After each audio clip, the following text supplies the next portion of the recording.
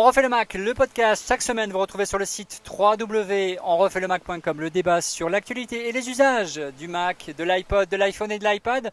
On refait le Mac on the beach pour les vacances. On vous amène en vacances avec nous. Avant de commencer, avant de parler de l'iPod, le sujet du jour qui devrait bientôt être l'iPod renouvelé, on va faire un petit clin d'œil à notre sponsor.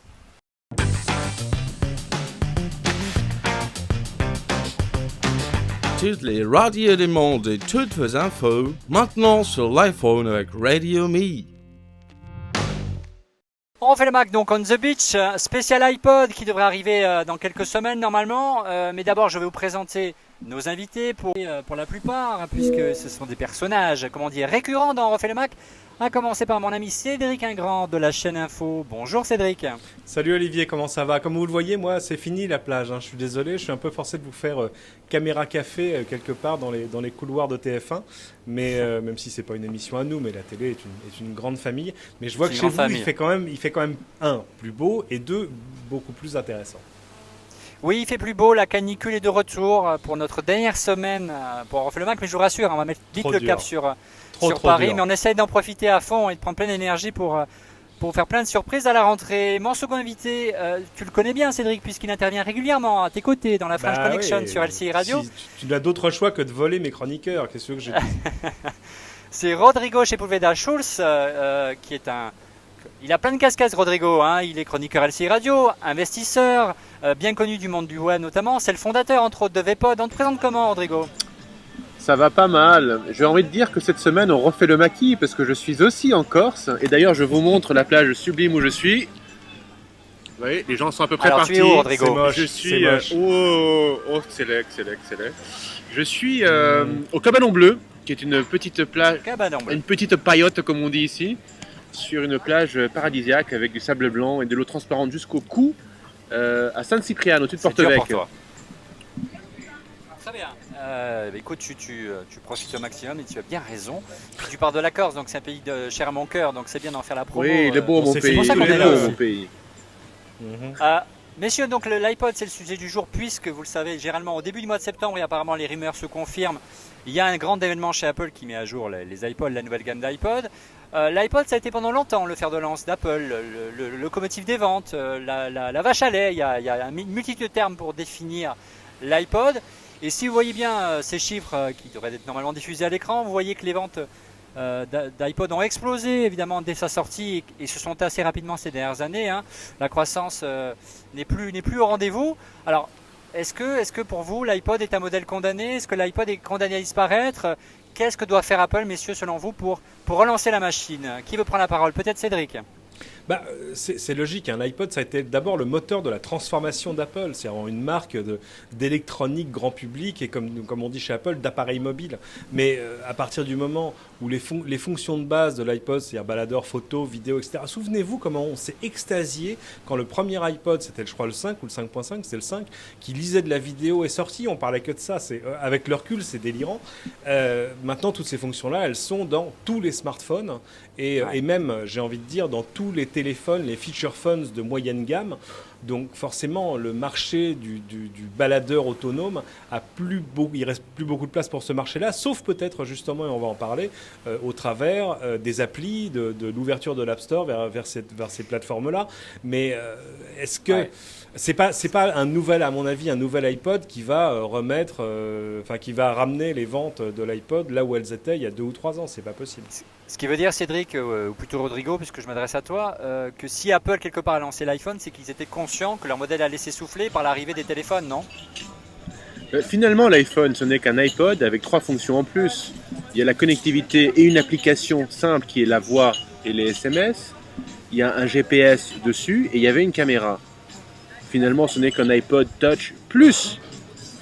Moi, je crois, comme disait Cédric, que l'iPod a été en effet le moteur de la transformation, de la diversification du chiffre d'affaires d'Apple, mais était une étape dans l'évolution des produits Apple. Tout ce qu'il y a dans l'iPod au départ se retrouve dans un iPod Touch, qui se retrouve dans un iPhone et dans un iPad, et que je ne vois pas bien pourquoi on ferait une nouvelle gamme d'iPod. Sauf peut-être, à observer la plage tout cet été, je n'ai vu que des iPads, donc c'est en gros des iPod Touch grands, et le seul petit iPod que j'ai vu, c'est un enfant qui le tenait. Donc comme une console de jeu. D'accord. On va en parler, la console de jeu. Alors justement, Cédric, tu parlais des évolutions possibles. Il y a beaucoup de rumeurs cette semaine, depuis plusieurs semaines, hein, durant l'été, sur l'arrivée d'une nouvelle génération. On a vu passer qui nous permettent de dire ce qui pourrait arriver d'après toi. Alors qu'est-ce qui va arriver? Quelles sont les grandes fonctions manquantes aujourd'hui au sein par exemple, pour commencer avec l'iPod Touch? C'est très simple, hein. Tu regardes la dernière génération de l'iPod Touch, c'est quoi? C'est un iPhone à qui on a retiré en gros la téléphonie et le GPS.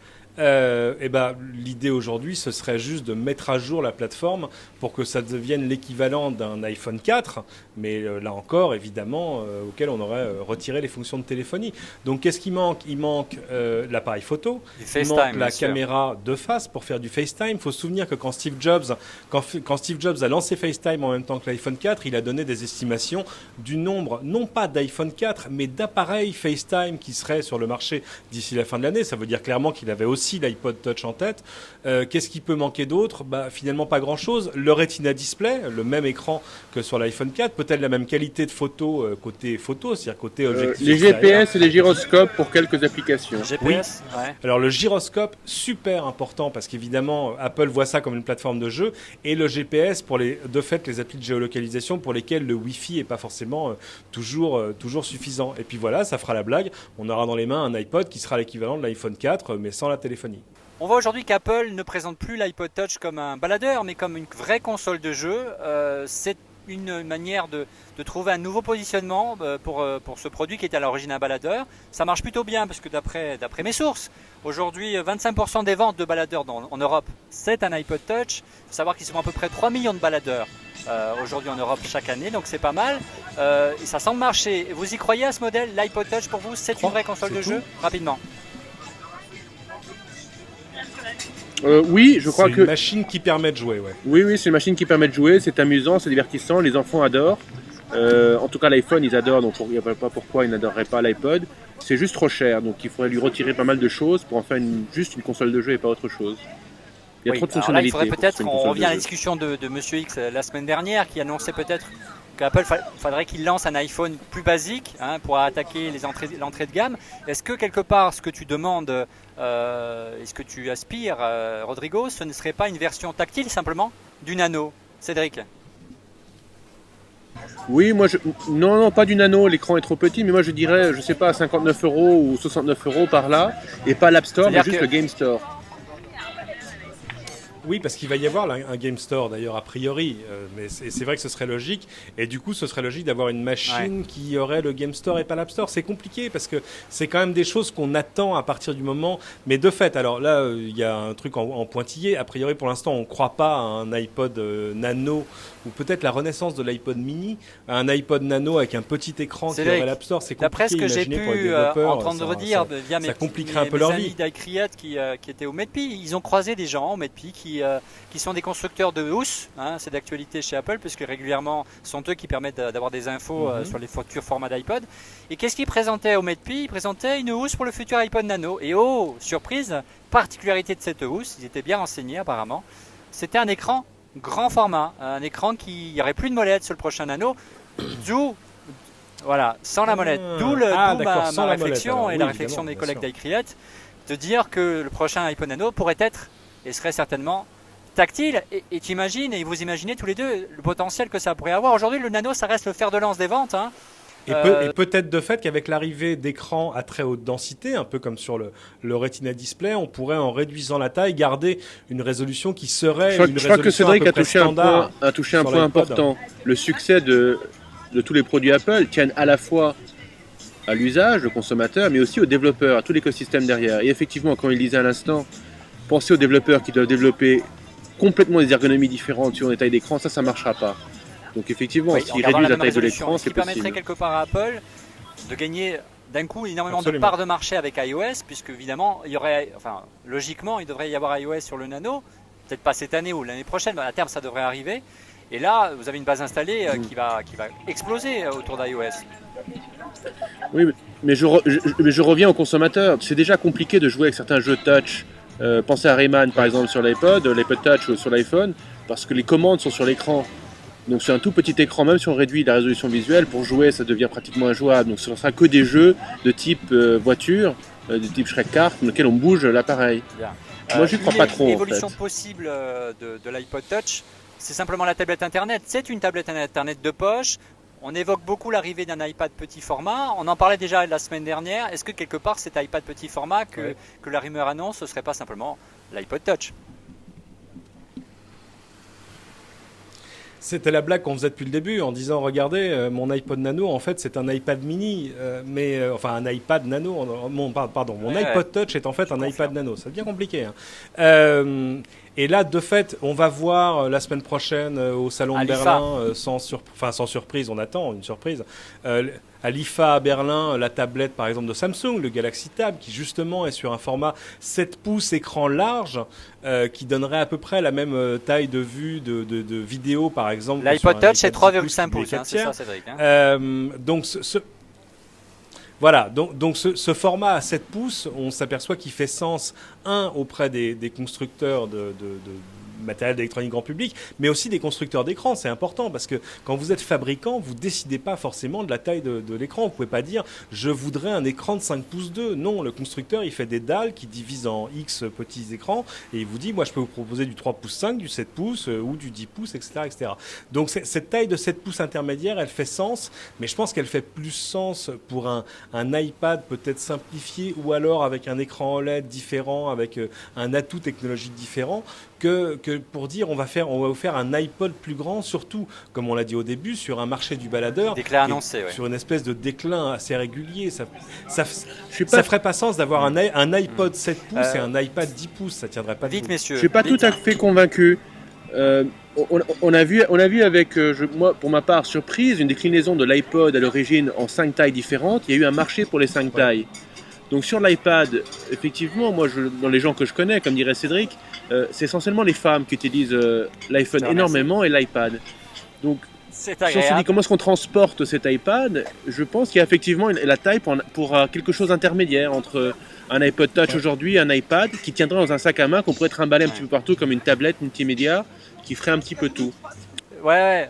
Je vois ce que tu veux dire, mais je vois une chose aussi d'expérience, pour être un observateur attentif de la culture Apple, la manière comme ils réagissent en interne. Ils vont à leur rythme, ils aiment bien, ils n'aiment pas qu'on leur force la main et que ce soit le marché qui leur impose quoi que ce soit. Et que surtout, ils n'aiment pas diversifier les gammes. Ils aiment avoir des gammes assez rationalisées, assez serrées. Et voilà, ça me semble un peu tôt. On avance, messieurs, sur un autre iPod qui lui... est assez discret puisque Apple ne communique quasiment pas dessus, c'est l'iPod Shuffle. Ça devrait être celui qui est le plus vendu. Moi j'ai quelques chiffres intéressants de sources. C'est difficile d'avoir des chiffres avec Apple, mais d'après mes sources, l'iPod Shuffle serait un échec, un semi-échec ou un échec, on peut dire un échec de la part d'Apple. En gros, par rapport à l'ancien modèle, vous savez, le modèle qui s'accrochait au revers de sa veste et avec le petit bouton qui était assez sympa. Le nouveau, il n'y a plus de bouton, hein, donc c'est assez original. Il se commande à la voix et avec le casque. Il y aurait 30% de ventes en moins par rapport à l'ancien modèle, ce qui est beaucoup. Qu'est-ce que vous en avez pensé de ce modèle qui est minimaliste à souhait, mais qui apparemment ne convainc pas? Alors moi j'ai eu un iPod Shuffle que j'ai adoré, il était très simple, il avait je sais pas combien de chansons mais suffisamment pour ce que j'en faisais. Je ne réfléchissais pas, il y avait un bouton qui faisait on-off en gros, qui était play ou pause. Je l'ai perdu, je n'ai pas du tout envie de racheter le nouveau, il m'a l'air trop compliqué, même si c'est peut-être simple, mais il m'a l'air trop compliqué. J'aimais bien la simplicité du précédent. Avec les gens du marketing d'Apple. Ouais. Et son design aussi, le petit carré, j'aimais bien. Monsieur Wiss qui n'est pas là ce soir parce qu'il est en vacances, il est en Turquie, la 3G là-bas ça fonctionne pas. Mais passons, ça marche pas aussi facilement qu'ici. Il me disait en gros c'est assez compliqué, ça a été très compliqué en interne de sortir l'iPod Shuffle puisque il est assez minimaliste, il n'y a pas d'écran et c'est pas forcément quelque chose qui convainc monsieur tout le monde. Et généralement c'est un deuxième iPod qu'on a notamment pour faire du jogging ou des choses comme ça. Ça correspond à ta vision ça Cédric? C'est un deuxième iPod, l'iPod Shuffle? Oui. Disons que c'est rare que ce soit le seul produit Apple dans la maison. Et c'est vrai que son prix fait que si on le casse, si on le perd, si on le donne à un enfant qui le jette dans la baignoire, on survivra. Contrairement à un iPod Touch par exemple, où quand même on est là face à un objet un peu plus précieux. Et du coup, Rodrigo a raison. Peut-être que entre guillemets l'absence d'interface ou l'interface ultra minimaliste des dernières versions a peut-être un peu dérouté le client. Il dit attendez, je peux pas mettre ça dans les mains d'un enfant de 6 ans quoi. alors qu'avant, a priori, on pouvait.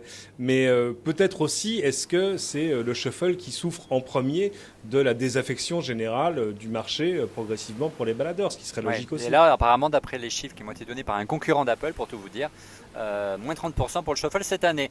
Un petit mot brièvement sur l'iPod originel. L'iPod classique est en déclin dans la mesure où, évidemment, il y a d'autres produits qui sont arrivés qui lui ont volé un petit peu la vedette.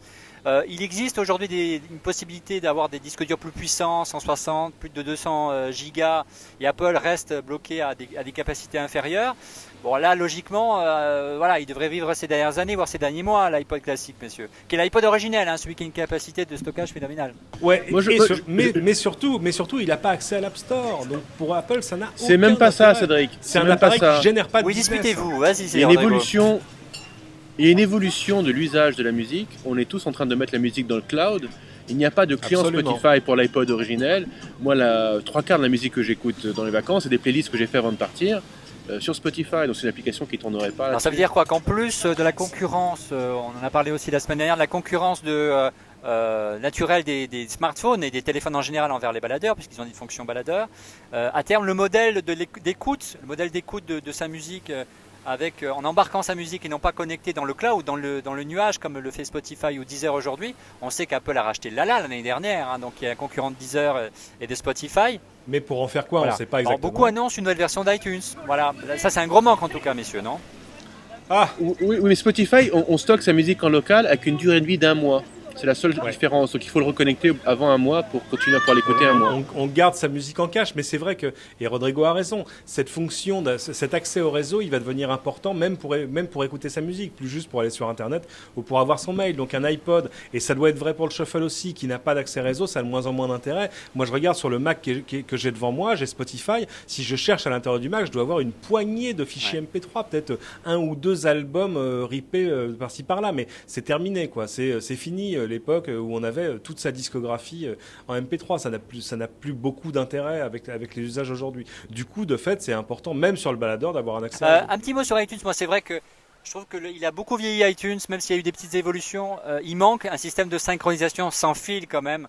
Ça fait des années qu'on le réclame. Ça existe chez Apple avec l'Apple TV. On peut synchroniser Apple TV en Wi-Fi. Vous ne trouvez pas complètement obsolète de synchroniser son iPod ou son iPhone avec un câble USB? C'est quand même le monde à l'envers. Il faut une nouvelle version d'iTunes. Si quelqu'un chez Apple nous regarde, il faut une nouvelle version d'iTunes. Et alors, je vous parle même pas du monde Windows, parce que moi j'ai les deux.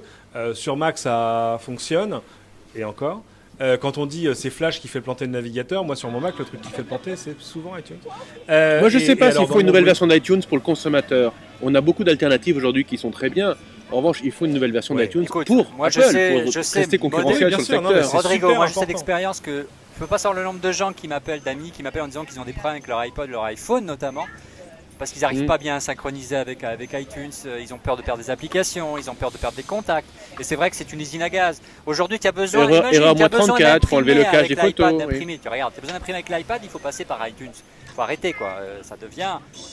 Non, on est d'accord, Un outil de régression pour moi. Messieurs, dernier Absolument. mot peut-être pour terminer ce podcast, c'est sur le maillon manquant autour de la gamme iPod. Il manque un iPod, il existe déjà, mais un vrai iPod grand public pas cher. Un iPod sédentaire en clair qu'on brancherait sur la chaîne Hi-Fi pour écouter sa musique, qu'on brancherait sur la télé pour regarder ses vidéos. Ce serait bien sûr une nouvelle version de l'Apple TV. Rodrigo, toi qui connais bien le monde de la vidéo puisque tu as lancé VPod en France, hein, qui est un concurrent qui était Et Gloria, j'en faisais partie au début aussi, également avant. vraiment un précurseur en matière de streaming vidéo. Est-ce que véritablement tu crois que Apple peut capter ce marché, peut réussir sur la vidéo ce qu'ils ont fait pour la musique et proposer une plateforme pour écouter et regarder ses films aussi bien en balade avec son iPod ou son iPad ou son Mac et à la maison sur la télé avec la Apple TV ou l'iTV comme la rumeur l'annonce? Oui, alors la réponse rapide est oui, ils peuvent réussir. Maintenant, il y a des barrières importantes. Une interface de type Apple sur la télé, qui est quand même le dernier écran que l'on consulte beaucoup, suppose une ergonomie. L'actuelle version de l'Apple TV, là, je trouve qu'elle est assez sympa. Des applications. Moi, j'utilise beaucoup l'application photo dessus, mais on pourrait en imaginer plein d'autres. Et on regarde des choses comme Boxy.tv qui font des choses vraiment intéressantes, ou peut-être des constructeurs de box qui peuvent sortir des choses intéressantes un jour. Et puis, c'est du contenu. Et le contenu, ça pose énormément de problèmes avec Hollywood. Moi, je l'ai vu quand je faisais partie de Gloria. Il faut payer des minimum garanties. C'est le premier problème que l'on ne retrouve pas forcément à l'acte, à la demande. Le deuxième problème, c'est qu'il n'y a pas de choix disponible. Alors, il y avait un vieux débat qui était la diffusion de vidéos à la demande ou en streaming. C'était géré par des équipes différentes chez les majors. Ça veut dire que soit on télécharge en pay-per-view, soit on le diffuse en streaming. Ce n'était pas géré proprement. Et il n'y avait pas une grande partie du catalogue qui était disponible, donc je parle il y a 5-6 ans, parce que les ayants droit n'avaient pas signé, en particulier pour les vieux films, les droits pour la VOD. On l'a vu sur iTunes, donc il y avait peu de choix. On a attendu beaucoup en France. Ce que je veux dire, c'est qu'on regarde sur iTunes aujourd'hui. On a attendu très longtemps pour que les films arrivent sur iTunes. C'était certainement pour ces raisons-là. Si vous regardez aujourd'hui sur iTunes, moi j'achète de temps en temps des films sur... j'ai acheté un crédit aux US, donc j'ai débité un compte US et je regarde des films comme ça. C'est pas très cher, un ami qui m'amène les cartes, mais il y a peu de choix. Oui, il y a très peu de choix, il y a très peu de nouveautés toutes les semaines, et c'est essentiellement dû à cela. Le deuxième problème, c'est les minimum garanties. Il faut vraiment payer en dizaines de millions pour avoir des catalogues décents. C'est pas rentable aujourd'hui pour les autres. Donc Apple devrait investir, faire une conquête de parts de marché importante, et peut-être réussir un tour de force que seul Steve Jobs sait faire à chaque fois, c'est de négocier des modèles d'affaires différents. Nous, à l'époque, on a essayé de faire du partage de revenus, mais Cédric, la rumeur annonce même l'arrivée de Pocket Chain sur l'Apple TV. Tu y crois, toi, Cédric? Alors ça oui, après alors, on peut le décliner comme on veut sur les séries et tout ça. Pas en même temps, messieurs. Mais regardez ce qui se passe. Regardez ce qui se passe sur le monde Xbox, par exemple. Dans pas longtemps, là, aux États-Unis et aux États-Unis seulement, si vous avez Xbox Live, votre abonnement à 60 ou 90 $ par an, vous aurez accès à 300 grands événements sportifs en HD directement sur votre console. Donc, si vous étiez abonné au câble juste pour avoir ESPN et les chaînes sportives, ce serait un argument de choix intéressant. Mais de fait, jusque-là, le modèle d'iTunes, c'est quand même la vente, la location, le téléchargement, etc., etc.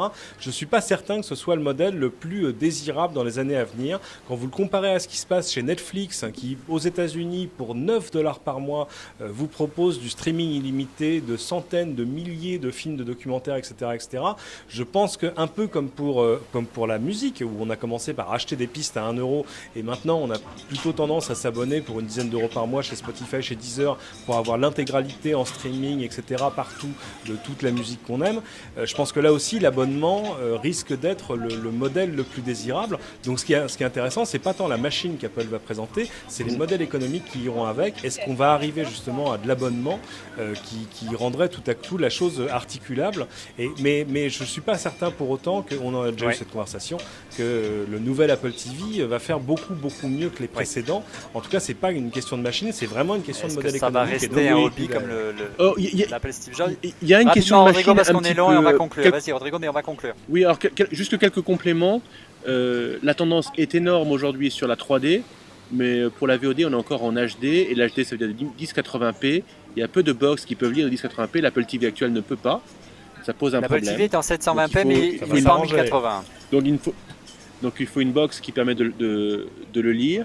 Ensuite, pour vous donner quelques chiffres de l'époque, une location nous rapportait une marge d'environ 1 € à l'époque, et en moyenne, un abonné louait 7 films par mois. Donc n'importe quel abonnement qui serait au-dessus de 7 € peut devenir rentable.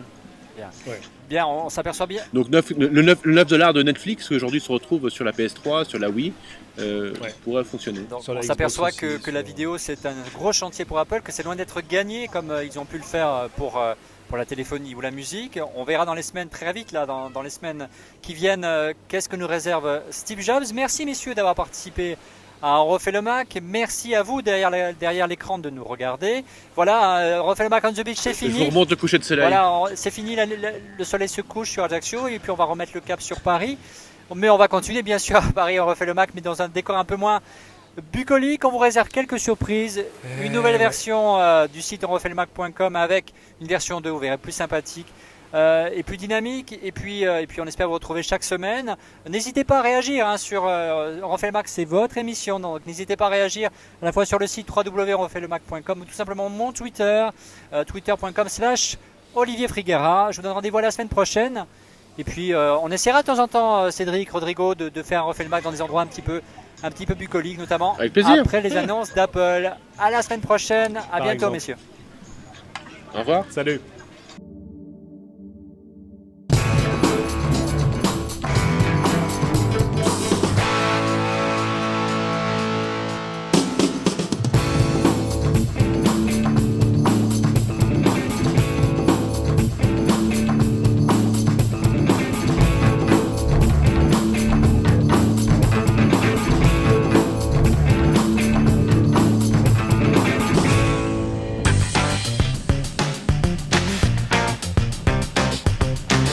toutes les radios du monde et toutes vos infos maintenant sur l'iPhone avec Radio Me.